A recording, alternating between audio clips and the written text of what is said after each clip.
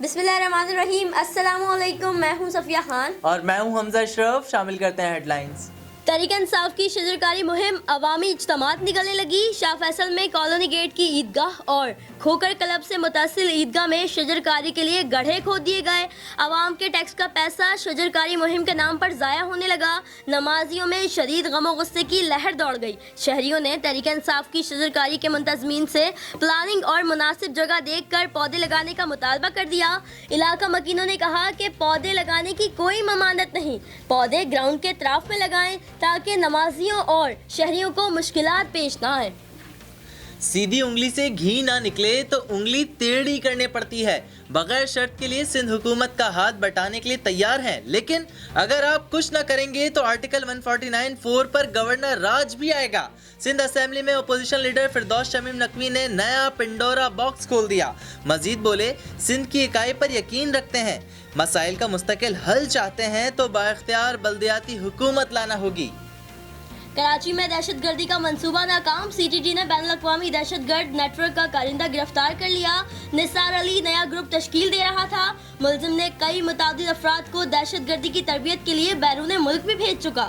لاہور سے گرفتار مبینہ دہشت گرد کا خود کو خودکش بمبار کا سہولت کار ہونے کا اعتراف. ملزم نے انکشاف کیا کہ ریلوے اسٹیشن پر 17 سالہ بمبار نے پہنچنا تھا، اس کے انتظار میں تھا کہ گرفتار ہو گیا.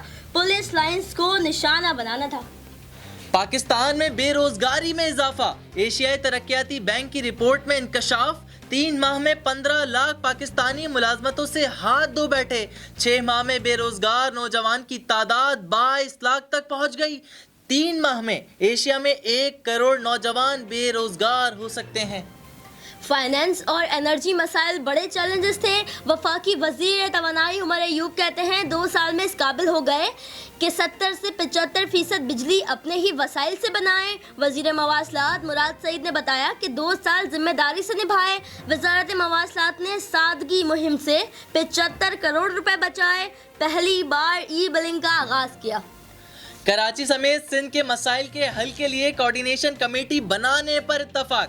وفاقی اور صوبائی حکومتیں سندھ سے متعلق مشاورت کریں گی. وزیر اعلیٰ سندھ مراد علی شاہ کی اسلام آباد میں وفاقی وزیر اسد عمر سے ملاقات میں اتفاق ہوا. علی زیدی، امین الحق، ناصر شاہ، سعید غنی اور چیئرمین NDMA نے شرکت کی.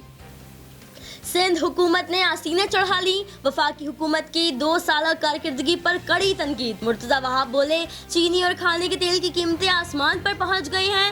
2 سال میں 1 میگا منصوبہ بھی نہ بنا سکے. IMF نہ جانے کا وعدہ وفا نہ کیا. اربوں ڈالرز کا قرضہ لینے کے باوجود کراچی کو 162 ارب روپے نہ ملے. فی الوقت اتنا ہی. مزید خبروں اور اپڈیٹس کے لیے وزٹ کیجیے ہماری ویب سائٹ csnlive.tv.